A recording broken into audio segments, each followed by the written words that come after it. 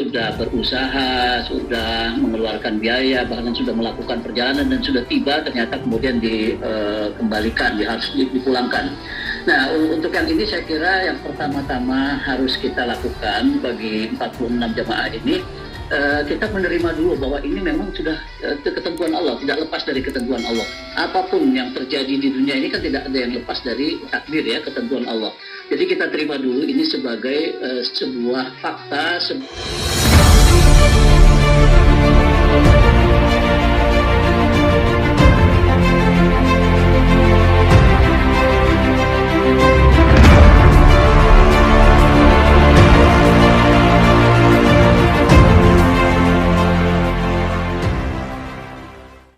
Assalamualaikum warahmatullahi wabarakatuh.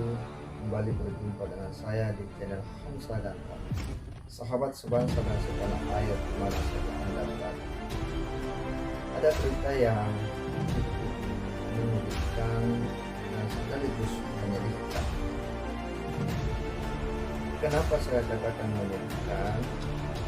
Dimana berita 46 jamaah haji warga Indonesia itu dipulangkan dari Arab Saudi setelah sempat menginjakkan kaki di Jeddah. Tentu ini sangat menyedihkan bagi kita semua, keluarga dan tentu warga Muslim Indonesia. Bagaimana tidak bahwa semua orang mengidam-idamkan untuk kemudian pergi menunaikan ibadah haji. Setelah kurang lebih 2 tahun selama pandemi coronavirus 19 ini, pemerintah Arab Saudi untuk sementara menutup aktivitas pelaksanaan ibadah haji dari luar negaranya. Dan setelah dibuka, tentu harapan besar itu kemudian diidam-idamkan, ditunggu-tunggu oleh setiap warga negara Indonesia yang beragama Islam. Dan tibalah masanya kita sangat bahagia kemudian melihat para jamaah calon haji dari Indonesia sampai di Arab Saudi. Dengan riang gembira kita bisa melihat, menyaksikan di TV dan di berbagai media-media sosial lainnya jamaah haji Indonesia telah tiba, dan tentu kita mendoakan mereka supaya diberi kesehatan dalam menunaikan seluruh rangkaian atau tahapan pelaksanaan ibadah haji di Arab Saudi. Kalau pengakuan yang ada, mereka mencari visa ke negara tetangga. Negara tetangga disebutkan Malaysia dan Singapura, ya. Tapi berangkatnya dari Indonesia. Nah, ini kan juga rada aneh lah, Pemerintah Arab Saudi juga mulai menerapkan sanksi denda 10.000 rial atau setara 40 juta rupiah bagi calon jemaah yang tidak punya surat izin haji resmi. Mengantisipasi tindakan terlarang tersebut, pemerintah Arab Saudi menerapkan 3 tahap pengecekan bagi jemaah yang akan masuk ke kota suci Mekah. Jadi kalau misalnya masuk Mekah, kita harus melalui checkpoint sebanyak 3 kali. Nah, dalam pemeriksaan di checkpoint itu kita harus menunjukkan surat izin untuk masuk, visa yang berupa visa haji maupun juga paspor. Kita harus tunjukkan kepada mereka untuk bisa melewati checkpoint tersebut. Pesawat Garuda Indonesia yang membawa 354 jemaah calon haji beserta petugas dari embarkasi Solo mendarat di Bandara King Abdul Aziz Jeddah. Kedatangan mereka pun disambut bahagia para petugas haji karena akhirnya seluruh jemaah calon haji di Indonesia tiba di Tanah Suci. Alhamdulillah, Perasaannya syukurlah kehadirat Allah lah, bisa sampai akhir, kawan-kawan juga tetap sehat, jamaahnya saya harap yang terakhir ini malah sehat-sehat. Dibutuhkan strategi khusus untuk menyambut para jemaah haji asal Indonesia agar mereka tidak masuk ke kelompok jemaah dari negara lain. Di kesempatan yang sama, Menteri Agama RI Yakut Holil Komas juga tiba di Bandara King Abdul Aziz Jeddah. Ia akan menjadi Amirul Hajj Jemaah Indonesia di musim haji 2022 ini. Sisa waktu yang ada ini sampai nanti di puncak pelaksanaan ibadah haji, masing-masing tetap menjaga kesehatan dan memperdalam manasiknya.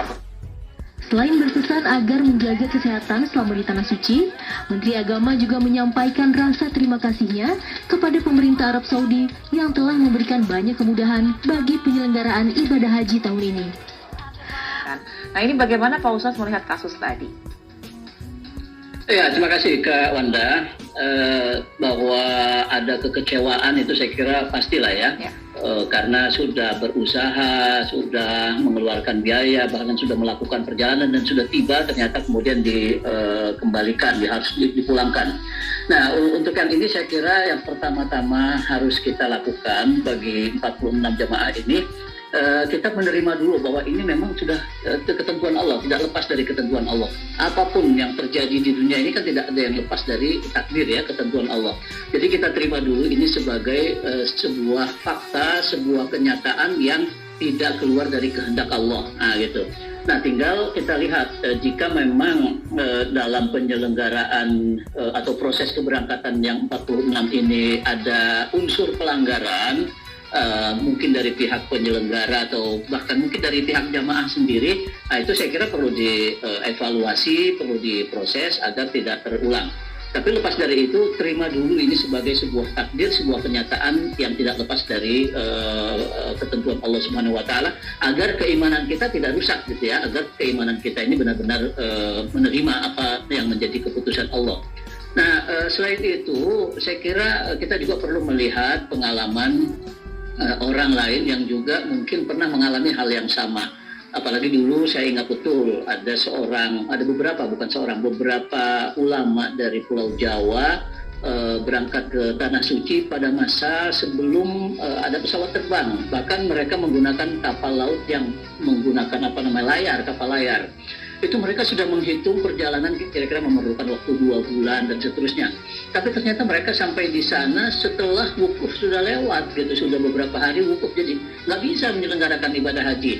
Itu pun kan mereka salah apa gitu, tidak pakai travel bureau, tidak ngurus sendiri perjalanannya baik-baik saja. Mereka ulama-ulama gitu, tapi mereka juga ternyata tidak berkesempatan merasakan ibadah haji pada tahun yang mereka rencanakan. Nah itulah takdir gitu. Itulah ketentuan Allah. Barangkali maksud Allah mengoreksi kita, mungkin dalam cara-cara kita memperoleh uang, biaya untuk berangkat haji itu ada yang keliru, ada yang salah. Allah ingin mengevaluasi kita, mengingatkan kita. Atau boleh jadi juga Allah ingin menguji kesabaran kita. Gitu. Apakah kita berhaji ini demi Allah atau demi apa? Demi yang lain. Kalau memang demi Allah, apapun yang sudah Allah tentukan, saya kira itu bisa kita harusnya kita terima. Jadi saya kira poinnya yang pertama bagi jamaah ini harus kita terima sebagai sebuah ketentuan Allah, sambil melihat jika ada pelanggaran baik pada diri jamaah maupun pada pihak penyelenggara, ya memang harus diproses. Itu tidak bisa dibiarkan begitu saja. Saya kira begitu ya. Tapi berita yang satu ini tentu sangat menyedihkan kita, ya, karena harus dipulangkan. Ya. Kenapa ini bisa terjadi?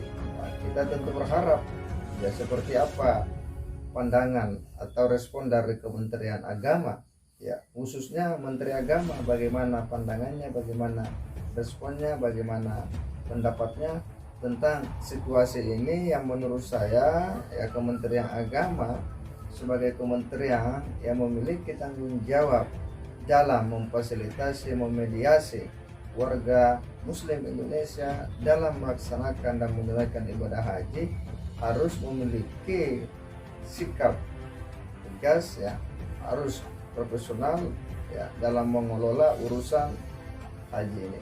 Seperti apa pendapatnya dari Kementerian Agama? Coba kita simak.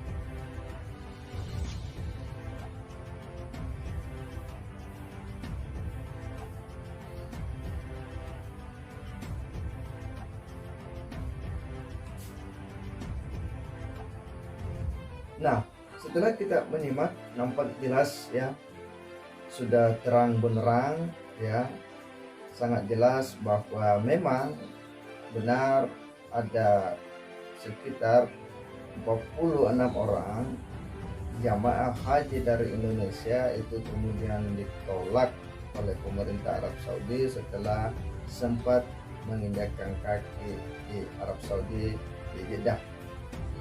Dan di situ disampaikan bahwa mereka ini tidak menggunakan ya penyelenggaraan haji khusus ya yang secara resmi dikelola oleh pemerintah Indonesia, dalam hal ini Kementerian Agama. Yang kedua, bahwa seperti diberitakan di CNN Indonesia, memang ini menggunakan visa luar negeri, yakni Malaysia dan Singapura, yang dikelola oleh salah satu perusahaan ya, PT Al-Fatih ya, travel yang ada di Bandung. Nah, ini kan sebenarnya sebuah peristiwa yang sangat menyedihkan. Kita semua bersedih ya. Kenapa ini mesti harus terjadi? Ya. Oleh karena itu, kita berharap bahwa Kementerian Agama, Bapak Menteri Agama Yakut Khalil Qaumas harus mengambil langkah-langkah tegas terukur terhadap kejadian-kejadian ini. Tidak boleh kejadian-kejadian ini terus dibiarkan, karena akan mengacaukan sistem ya, pengelolaan ibadah haji di Indonesia, yang korbannya ini adalah warga Indonesia yang Muslim. Bagaimana tidak, dia sudah mengorbankan uang dengan jumlah besar, mempersiapkan waktu, materi dan sebagainya, lalu kemudian tiba-tiba dia tidak bisa menjalankan ibadah haji tersebut. Nah, kita berharap bahwa siapapun lembaga-lembaga yang kemudian berani-berani melakukan penyelenggaraan haji dan tidak bisa mengawal sampai tuntas, ya harus ditindak tegas. Dan kita salut dengan pemerintah Arab Saudi yang kemudian berani dengan tegas menolak ya terhadap siapapun calon jamaah haji yang masuk tidak melalui ya penyelenggaraan ibadah haji khusus yang resmi dari sebuah negara.